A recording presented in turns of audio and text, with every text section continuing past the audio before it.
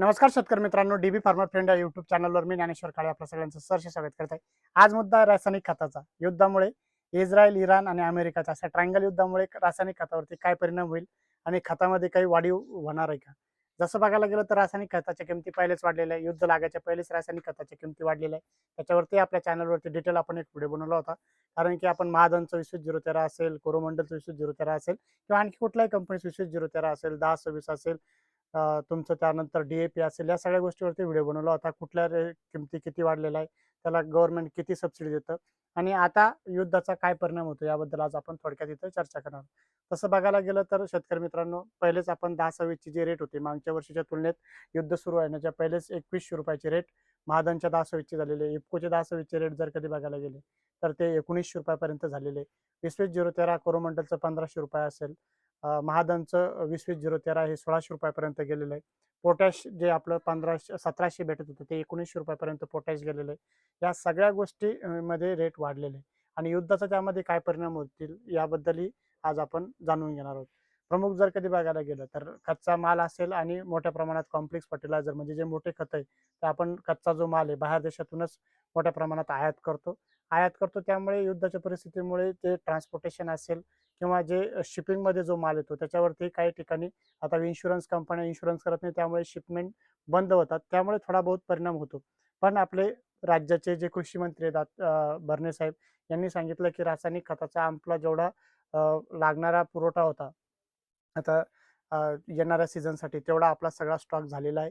रासायनिक खतावरती कुठलाही परिणाम होणार नाही. पण तसं खरी गोष्टी ठरू शकतात का याबद्दलही आपण आज चाचपणी करणार आहोत. तसं बघायला गेलं तर पोटॅशचा प्रमुख निर्यातदार देश जर कधी म्हणलं तर इस्रायलकडनं आपण खूप मोठ्या प्रमाणात पोटॅश आयात करत होतो आणि आपल्याकडे सोर्सेस बघायला गेले तर पोटॅश मोठ्या प्रमाणात आपल्याकडे होत नाही. त्यामुळे बाहेरून देशातूनच आपल्याला तो जो पोटॅश इम्पोर्ट करावा लागतो. पोटॅश प्रामुख्याने भरपूरशा ठिकाणी आपल्याला जे फळाची साईज वाढवण्यासाठी असेल किंवा काही क्षेत्रामध्ये पोटॅश खूप कमतरता असते. प्रामुख्याने आपल्या भागामध्ये जर कधी बघायला गेलं तर संभाजीनगर बेल्ट असेल किंवा उर्वरित महाराष्ट्राचा काही बेल्ट असेल. आपल्या भागामध्ये काही ठिकाणी जे शेतकरी अद्रक लागवड करतात, तर त्यामध्ये पोटॅशची डेफिशियन्सी खूप मोठ्या प्रमाणात येते.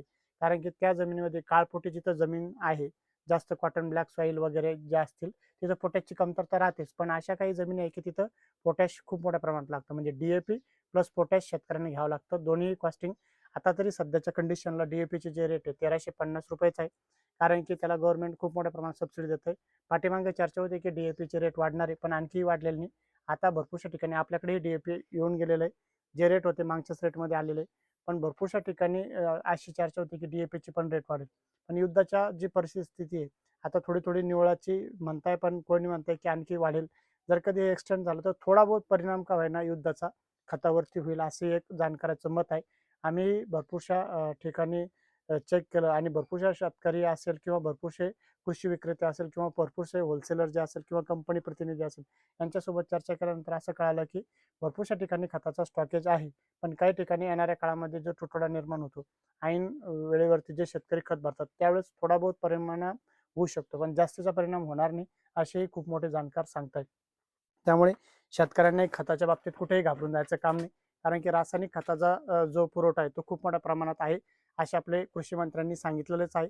पण ज्या शेतकऱ्यांचं नियोजन असतं, भरपूरसे शेतकरी काय करतात की एप्रिलपासून खतं भरायला सुरुवात करतात.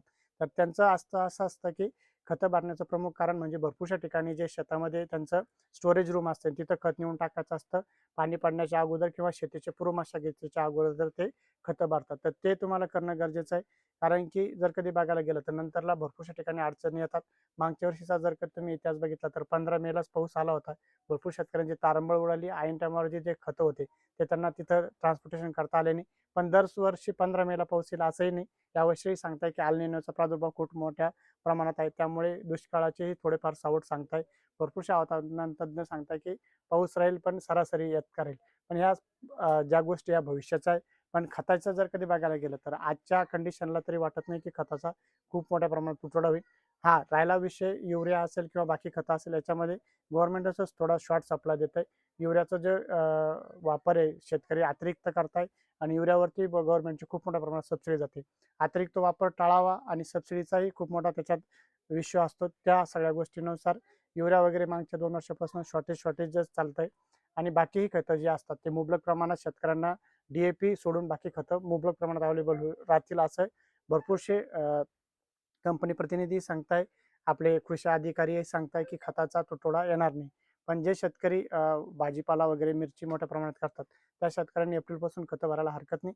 ज्या शेतकऱ्यांसाठी जर कधी अडचणीचा विषय असेल तर तुम्ही ऐन टायमाला म्हणजे जूनमध्ये खतं भरू शकतात. भरपूरशा ठिकाणी अडचणी नसेल तर ते शेतकरी थोडा होल्ड करूनही त्या खतामध्ये तुम्ही करू शकता. आता जर कधी बघायला गेलं तर भरपूरशा ठिकाणी वेगवेगळ्या ग्रेड चालतात.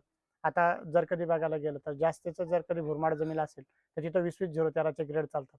तर 20-20-013 भरपूरशा ठिकाणी अवेलेबल असतात. 20-20-013 चालायचं प्रमुख कारण म्हणजे 20% नायट्रोजन, 20% फॉस्फरस आणि 13% जे येते त्याच्यामध्ये सल्फर येतं. त्यामुळे ते खतं भरपूरशा प्रमाणात चालतात. सल्फरचं कारण असं होतं की गव्हर्नमेंटचा एक अहवाल आला होता आणि भरपूरशा ठिकाणी गंधक जे येते सल्फर जे म्हणतात त्याचं प्रमाण कमी असल्या कारणाने 20-20-013चे रिझल्ट चांगले येतात.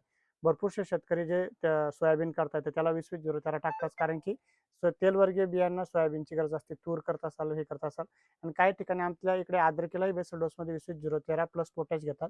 काही शेतकऱ्यांची स्ट्रॅटेजी वेगळी असते, काही शेतकऱ्यांनी वेगळे खतं घेतात. पण तुमचं जर कधी एवढे महाग खतं झालेले आहे आणि तुमचा खताचा जो तुम्हाला हे करायचं आहे, रासायनिक खताचा वापर जर कधी तुम्ही थोडा कमी केला आणि नियोजनबद्ध जर कधी केलं, म्हणजे तुमच्या शेताला NPK कुठलं कसं लागतं त्यानुसार कधी तुम्ही शेड्यूल बनवलं तर नक्कीच तुमचा रासायनिक खताचा खर्चही कमी होऊन जातो. NPK महत्त्वाचं असतं.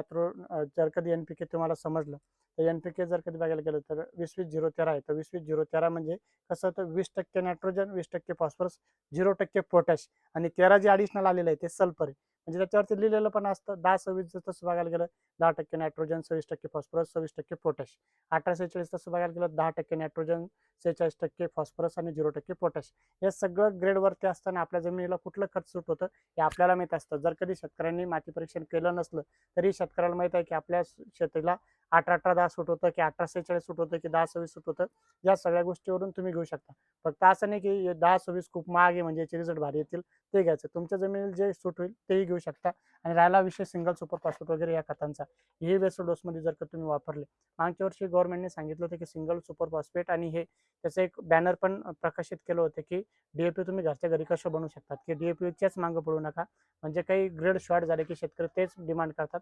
तुम्ही घरच्या घरी DAP बनवू शकता. त्याच्याबद्दलही आपण डिटेल व्हिडिओ बनवणार आहोत. ते त्याच्यासाठी किती तुम्हाला सिंगल सुपर फॉस्फेट घ्यायचं आहे, ते घ्यायचं आहे, त्या विधीचा एक आपण व्हिडिओ बनवणार आहोत. शेतकरी मित्रांनो, तुम्हाला जर कधी रासायनिक खतांविषयी अधिक माहिती हवी असेल तर नक्कीच तुम्ही आम्हाला फॉलो करा आणि आमच्या चॅनलला लाईक करा, जेणेकरून येणाऱ्या काळात पुन्हा रासायनिक खतावरती आम्ही एक डिटेल व्हिडिओ बनवलो. तुम्हाला जर कधी आमचा व्हिडिओ आवडला असेल, व्हिडिओला शेअर आणि फॉलो करायला विसरू नका. धन्यवाद.